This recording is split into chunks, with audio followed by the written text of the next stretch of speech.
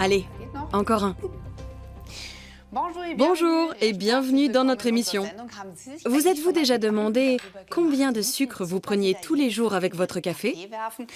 Auriez-vous par hasard 1 ou 2 kilos de trop sur les hanches? Mais ce n'est pas facile de résister devant des viennoiseries aussi délicieuses que grasses. Je vous comprends. Nous allons parler aujourd'hui d'une des grandes épidémies du XXIe siècle, le diabète. Il s'agit d'une maladie sournoise qui peut se déclarer subitement, mais qui souvent est déjà là depuis longtemps sans que le patient ne s'en soit rendu compte. N'allez pas croire que Gunnar exagère quand il parle d'épidémie, car c'est bien le mot, puisqu'on dénombre en Allemagne et en France plus de 10 millions de diabétiques, au minimum, disent les médecins. La bonne nouvelle, c'est qu'on peut y remédier. Voyons un peu ce que nous pouvons faire au niveau de l'alimentation. Comment cuisiner contre le diabète, non seulement pour l'éviter, mais aussi une fois que la maladie s'est déclarée. Nous rencontrerons tout à l'heure une nutritionniste et une cuisinière. Nous allons bien sûr nous pencher aussi sur ce que la science peut nous offrir contre cette épidémie des temps modernes. Pour commencer, n'oublions pas qu'il y a diabète et diabète. Hans-Georg Pohl, 65 ans, habite à Brennberg en Bavière. Il s'est battu pendant des années contre le diabète. Le combat semblait inégal.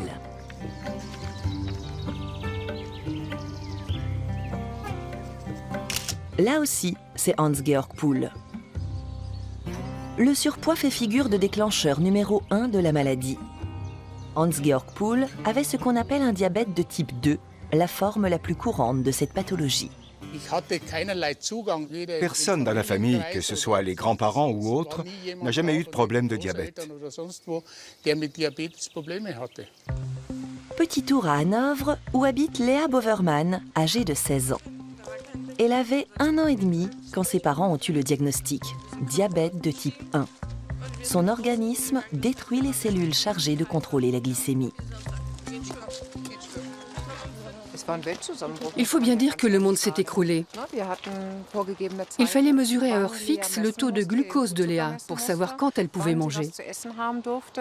Si la glycémie était trop élevée, il fallait d'abord lui faire une piqûre, puis attendre une demi-heure qu'elle ait faim ou non. Nous vivions donc montre en main et la petite le savait très bien. Le moment venu, elle filait se cacher parce qu'elle avait peur des piqûres. Les chercheurs ne savent toujours pas ce qui déclenche le diabète de type 1. Les médicaments permettent aujourd'hui de vivre mieux, mais il n'y a pas moyen de l'empêcher. Qu'est-ce qui se détraque dans le cas du diabète? L'organisme réclame de la nourriture. Il a besoin d'énergie et d'un taux constant de sucre dans le sang. Voici comment ça marche. Notre alimentation se compose globalement de 3 éléments: les glucides, les graisses et les protéines. Lors de la digestion, les glucides sont métabolisés en sucre, appelé aussi glucose. Dans un organisme en bonne santé, le sang transporte le glucose jusqu'aux cellules musculaires et graisseuses qui n'attendent que ça, puisque le glucose leur apporte l'énergie dont elles ont besoin. Pour penser, pour travailler et même pour cicatriser les plaies, sans énergie, rien ne marche. Mais le sucre ne peut pas entrer directement dans la cellule. Il a besoin d'une clé pour l'ouvrir. C'est le pancréas qui délivre cette clé, une substance capitale pour notre organisme, l'insuline. Ce sont les cellules bêta qui la produisent. L'insuline ouvre la cellule et l'énergie du sucre peut être utilisée.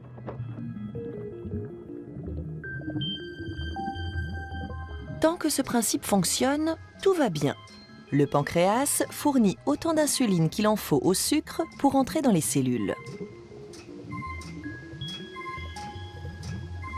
Résultat, le taux de sucre dans le sang reste dans la norme.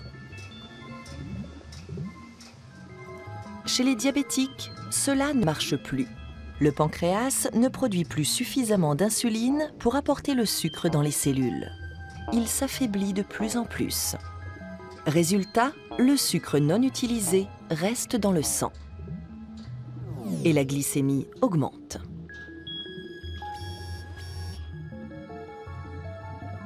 Chez les patients présentant un diabète de type 1, l'organisme ne contrôle plus la glycémie, mais pour des raisons différentes. Chez eux, il y a destruction des cellules bêta chargées de produire l'insuline. C'est ce qu'on appelle une maladie auto-immune, puisque l'organisme s'attaque lui-même. Et comme la glycémie échappe à tout contrôle, les mêmes conséquences sont à craindre, quel que soit le type de diabète. Cécité, troubles vasculaires, infarctus, AVC, amputation, pour n'en citer que quelques-unes.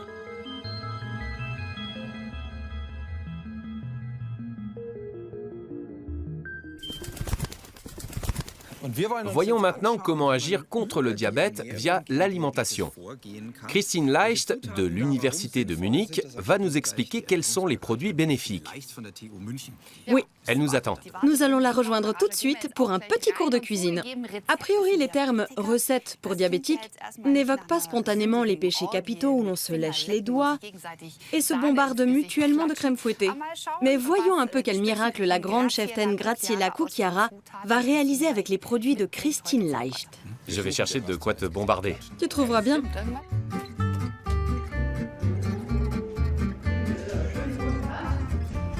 Bonjour. Bonjour. Bonjour. Bonjour. Graziella, vous êtes connue pour une cuisine à la mamma, évocatrice de mets simples et goûteux, sans chichi. La tâche du jour, avec des ingrédients bien précis, pose-t-elle problème? Non, ça ne me dérange pas. Tant que j'ai des produits frais à la maison ou au frigo, je peux toujours improviser. Nous avons hâte de voir ça. C'était le point info numéro 1. Allons voir maintenant. Madame Leicht qui a apporté son panier. Bonjour. Bonjour. Bonjour. Bonjour. Enchanté. Dites-nous tout ce que vous avez acheté et pourquoi. Je vous ai apporté des légumes frais, du brocoli, Je le tiens. des poivrons, Je prends. des tomates fraîches, des courgettes, Je prends aussi. des carottes. Génial. Je vous ai apporté du riz complet, de la viande maigre et du poisson de mer. C'est tout simplement une nourriture saine. Tout à fait. Le régime pour diabétiques est une alimentation saine, si ce n'est que les diabétiques doivent éviter le sucre à l'état pur, c'est-à-dire les sodas et autres limonades. En revanche, les diabétiques ont droit à de petites quantités de sucre ajoutées aux aliments. Je ne m'attendais pas à trouver une barre chocolatée dans votre panier, mais que faire si je ne veux pas renoncer entièrement aux sucreries? Et j'aime bien la limonade, par exemple. Je n'ai pas de diabète, du moins pas encore. Est-il raisonnable de passer aux édulcorants, aux boissons light? Absolument. Si l'on ne veut pas se limiter à l'eau, sachant que les jus de fruits ne sont pas anodins et qu'il faut les boire coupés d'eau, on peut tout à fait opter pour les boissons light. Je prends le panier. Voyons maintenant ce que Madame Cucchiara va pouvoir en faire. Je prends les plaques. Merci. C'est pas léger. Merci Gunnar. Voici le poisson. Bien. Madame Cucchiara, regardez ce que nous avons. De la dinde, du poisson, des légumes. Vous pouvez en faire quelque chose? Bien sûr. Ce qui m'inspire déjà, c'est le brocoli, les poivrons, les carottes. Manifestement, elle a un plan. Oui. Alors, qu'est-ce qu'on mange? Eh bien, spontanément, je prendrai une courgette. Et avec du poisson et du piment, par exemple, nous allons faire un curry de poisson thaï. Super. Délicieux. Je vous suis. Moi aussi. Nous allons faire la pâte de curry. Et pour cela, il nous faut des oignons. Nous avons ici de la ciboule, ça ira aussi. Bon, eh bien, allons-y.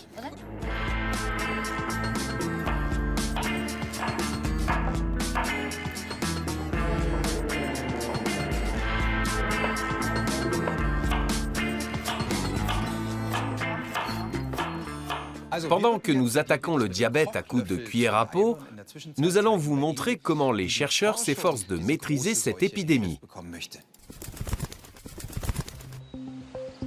Aujourd'hui, les équipes de spécialistes qui traquent le diabète sont légion. Des chercheurs comme Matthias Tschöp veulent en savoir plus sur les causes de cette maladie et surtout sur la façon d'y mettre un terme. Car la vague de diabète, qui inonde le monde entier, s'étend de plus en plus. C'est l'un des grands défis biomédicaux de notre société. Certes, nous arrivons à peu près à réguler la glycémie chez la plupart de nos patients. Mais nous ne sommes pas à même de guérir cette maladie. Et nous n'avons pas pu inverser la courbe de l'épidémie. La fréquence du diabète de type 2 est supérieure à la moyenne dans la population en surpoids. Et s'il y a d'autres facteurs de risque, le poids et l'alimentation sont en première ligne. Cette piqûre est vitale car c'est dans le sang qu'il faut aller chercher l'information sur le taux de sucre. Cet appareil va le mesurer. L'insuline nécessaire est administrée par injection, une procédure qui est entrée dans les mœurs. Pour venir à bout de cette pathologie, il suffirait théoriquement que le pancréas veuille bien fournir la quantité d'insuline adéquate. Pour cela, il faut se débarrasser de ces kilos en trop. Car une fois devenues trop grosses et trop nombreuses, les cellules adipeuses vont produire quantité de substances toxiques, ce qui peut déclencher des inflammations dans tout le corps. Ces cellules sont considérées comme l'une des causes du diabète, et la graisse abdominale est la plus active. On peut perdre du poids en faisant du sport, mais surtout en changeant son alimentation. Celle-ci devrait être équilibrée. Des glucides, beaucoup de fruits et légumes, peu de viande et surtout peu de sucreries et peu de lipides. Qui veut perdre durablement du poids doit modifier tout son mode de vie. Il faut par exemple dormir suffisamment, perdre ses mauvaises habitudes, éviter le stress. La liste est longue. Pour lutter contre le diabète de type 2, Matthias Tschöp voudrait briser le cercle vicieux des pertes et des reprises de poids. En freinant l'appétit, tout en stimulant le brûlage des graisses, il pense pouvoir remettre le métabolisme d'aplomb. Il nous faudrait des molécules miracles capables d'une part d'agir de façon spécifique sur différents organes et différentes populations et fonctions cellulaires, mais sans déclencher dans le même temps des effets secondaires dans d'autres organes et d'autres cellules que nous ne souhaitons pas viser. Nous y travaillons, et la partie est serrée. Dans le processus d'assimilation des nutriments, le cerveau joue un rôle capital. Les souris, dont 99% des gènes sont homologues aux nôtres, se prêtent particulièrement bien à cette étude. La sensation de faim prend naissance dans le cerveau et son intensité dépend de la glycémie. Plusieurs organes indiquent au cerveau de quoi nous avons besoin et en quelle quantité. Différentes hormones entrent alors en jeu. Le fait de manger trop et mal sur la durée génère une interaction complexe. L'organisme va demander toujours plus de nourriture que nécessaire et notre cerveau finira par intégrer ce schéma défectueux comme normal. L'équipe de Matthias Tschöp cherche à agir sur ce schéma afin de remettre le cerveau sur la bonne voie. En laboratoire, les chercheurs apportent différents nutriments à certaines cellules comme les adipocytes. Il apparaît qu'à partir d'une certaine taille, les cellules tombent malades, libèrent des toxines et font empirer la maladie. Mais pourquoi le cerveau ne s'y oppose-t-il pas? En étudiant les souris, les scientifiques font une curieuse découverte. Le cerveau d'une souris qui reçoit une nourriture particulièrement riche en lipides a tôt fait de se transformer. On constate une inflammation dans les zones cérébrales où sont perçus les nutriments. Pire encore, les structures du cerveau se modifient. Si ce principe est applicable aux humains, cela veut dire qu'une fois le cercle vicieux du surpoids et du diabète mis en place, notre cerveau est en échec parce que nous l'avons modifié en mangeant. En combinant plusieurs neurotransmetteurs de notre organisme, ceux qui freinent l'appétit et ceux qui stimulent le brûlage des graisses, les chercheurs mettent au point des supermolécules. Les premiers tests sur des souris le prouvent, manifestement, le cerveau est influençable. Les supermolécules lui disent que les adipocytes sont approvisionnés et que l'estomac est plein. Avec une alimentation identique, les souris qui ont reçu la molécule miracle vont perdre durablement jusqu'à un quart de leur poids. Mais le test met aussi en évidence qu'une même supermolécule n'aura pas le même effet chez tous les animaux. La réaction dépend du patrimoine génétique et de nombreux facteurs environnementaux. Impossible d'envisager une même pilule de l'amaigrissement pour tous. Les scientifiques veulent utiliser la molécule miracle sur les humains afin de mettre au point des médicaments. Bien sûr, c'est encore une vue de l'esprit, mais les chercheurs pensent que c'est faisable. C'est vraiment impressionnant. Nous pouvons donc, en fonction de notre alimentation, modifier notre cerveau de manière à ce qu'il fonctionne comme une télécommande, jusqu'à ce que nous ne puissions plus arrêter de manger. Ça fait peur, n'est-ce pas, Gunnar? En effet, et nous n'avons pas commencé à manger. On en est loin. Nous sommes en pleine action avec nos 2 expertes et nous avons déjà compris quelque chose. Par exemple, si on veut faire une recette avec du curry, on peut bien entendu l'acheter tout fait, mais on peut aussi le préparer. Et c'est ce que nous allons faire. Qu'est-ce qu'on met dans cette pâte? Il s'agit d'une pâte de curry thaï rouge. Nous prenons bien sûr des piments rouges, de la citronnelle, du curcuma, du galanga et du gingembre. Quant aux ingrédients secs, il y a du sel, des graines de coriandre et de cumin, du poivre blanc et une petite cuillerée de sucre de palme. D'après la recette de Madame Koukiara, il faut donc mettre du sucre de palme dans cette pâte. Madame Leicht, est-ce bien indiqué pour un diabétique? Bien sûr, le sucre de palme peut être utilisé en petite quantité. On pourrait aussi le remplacer par un autre sucre, mais en tant qu'épice et à petite dose, ce ne sera pas gênant pour un diabétique. Quand je fais un curry, j'ajoute un peu d'huile à la pâte. Nous n'avons pas encore parlé de l'huile. Madame Leicht, quelle est la règle? Est-ce qu'un diabétique peut prendre n'importe quelle huile? Dans le cas du diabète, il faut prendre en compte la quantité et le choix de l'huile. Les graisses ne devraient pas couvrir plus d'un tiers de l'apport énergétique. En ce qui concerne le choix de l'huile, il est conseillé d'opter pour les graisses végétales, présentant un taux élevé d'acides gras insaturés. Quant aux graisses animales, qui contiennent surtout des acides gras saturés, mieux vaut les éviter.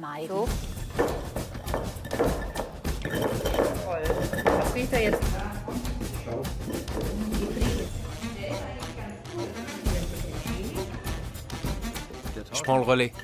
Vas-y, que ça sent bon.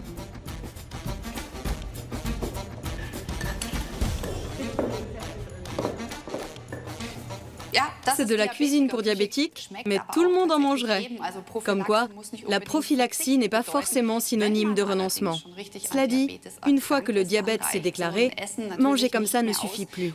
Et il faut éventuellement recourir à des mesures plus radicales, comme Hans-Georg Pohl. Il a en effet lutté pendant des années contre son surpoids, essayant tous les régimes existants.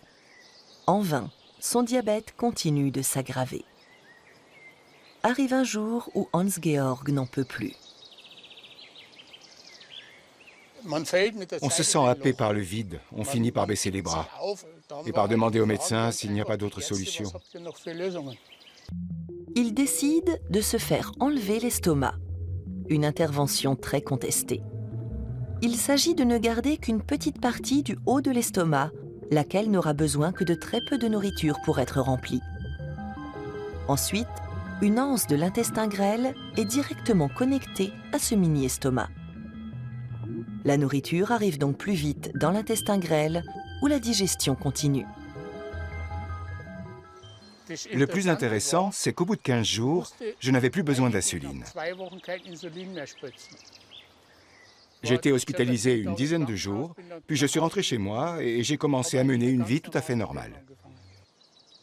Le diabète disparaît et Hans-Georg maigrit de façon spectaculaire. On pourrait en loger 2 là-dedans. La route a été longue, mais ça valait le coup.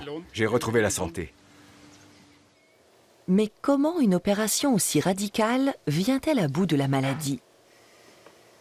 Cela reste une énigme, car ce n'est pas forcément lié au fait que les patients mangent moins à cause de leur estomac plus petit. Peut-être que des trajets de signaux, dont nous ne savons pas grand-chose, sont chamboulés, ou à l'inverse, qu'ils rentrent dans l'ordre. Mais cette énigme pourrait constituer une aubaine pour ceux qui élaborent les médicaments, et pour ceux que cette chirurgie lourde ne tente pas. Nous avons compris ce que ce genre d'opération entraîne du point de vue hormonal. Et nous essayons d'intégrer ces signaux dans nos supermolécules. Le but étant de faire croire au cerveau, au pancréas et aux adipocytes qu'un bypass gastrique a été mis en place, alors que ce n'est pas le cas. Cette intervention drastique dans l'équilibre hormonal a déjà été expérimentée avec succès sur des animaux. Mais on ignore encore tout de ses effets secondaires. Hans-Georg a eu de la chance. Dans l'ensemble, il mène une vie normale. D'autres patients ayant recouru au bypass gastrique devront toute leur vie prendre des compléments alimentaires, voire envisager d'autres opérations. L'espoir pourrait venir d'une invention réalisée dans un centre hospitalier de Hanovre. Ici, les chercheurs comptent soulager des malades souffrant du diabète de type 1 grâce à un pancréas artificiel. Car jusqu'à présent, les cellules bêta défectueuses ne se régénèrent que dans les éprouvettes. De plus, le don d'organes est très insuffisant. Il y aurait un marché colossal pour un pancréas artificiel. Cela paraît simple, mais le corps n'est pas une machine, et les jours se suivent et ne se ressemblent pas. D'autres hormones et d'autres facteurs entrent en ligne de compte, notamment la manière dont l'intestin réagit à la nourriture, les pathologies qui peuvent se déclarer, le stress. Tout cela influence la glycémie, ce qui prouve bien à quel point c'est complexe. Léa Boverman est l'une des premières à tester le pancréas artificiel. C'est une pompe qui dispense l'insuline à cette diabétique de type 1. Pour l'instant, c'est elle qui détermine l'insuline dont elle a besoin, c'est-à-dire qu'elle se pique le doigt et mesure sa glycémie.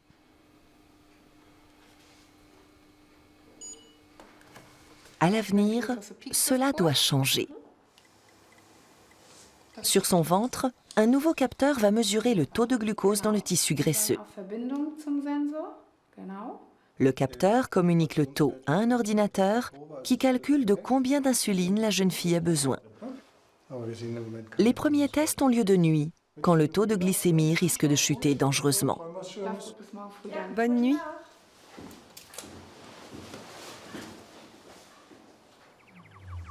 Léa sera observée toute la nuit. Les chercheurs contrôlent sa glycémie et étudient dans quelle mesure l'ordinateur l'influence. Les résultats sont étonnants. Le plus incroyable, en fait, a été de constater à quel point l'ordinateur a constamment modifié le taux d'insuline. Aucun médecin, aucun patient ne peut en faire autant.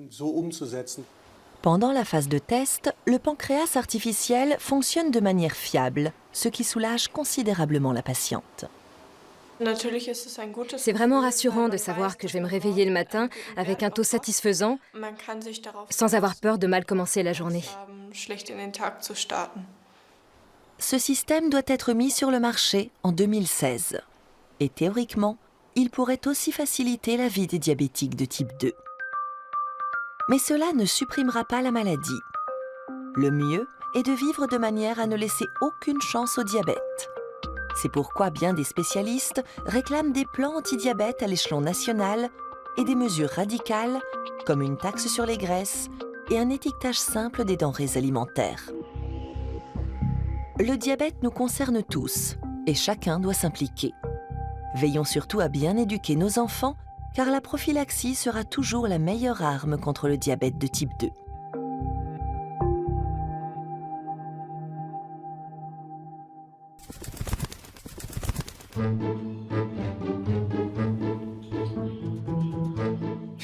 Ici à Munich, le grand moment est arrivé et les ingrédients de la recette anti-diabète se sont transformés en curry de poisson. Un curry de poisson! Il suscite l'enthousiasme. Oui, j'adore ça. Gunnar y a droit lui aussi. Merci. Mais encore une question, même si je ne peux plus attendre. En admettant que j'ai du diabète, est-ce que tout est bon pour moi dans ce plat? En tout cas, vous ne faites pas d'erreur. Vous avez là un plat peu calorique, dont l'effet sur le surpoids du diabétique ne peut être que bénéfique. Le riz complet et les légumes contiennent des fibres qui influencent positivement la glycémie. Vous aurez donc besoin de moins d'insuline et éventuellement de moins de médicaments. Je peux? Mais oui, tu peux. Sinon, ça refroidit. On ne peut pas résister. Il faut bien qu'on vérifie si c'est bon. On peut déjà vous dire... Bon appétit! Et à la prochaine. On n'attend plus que la cuisinière. Na, probier.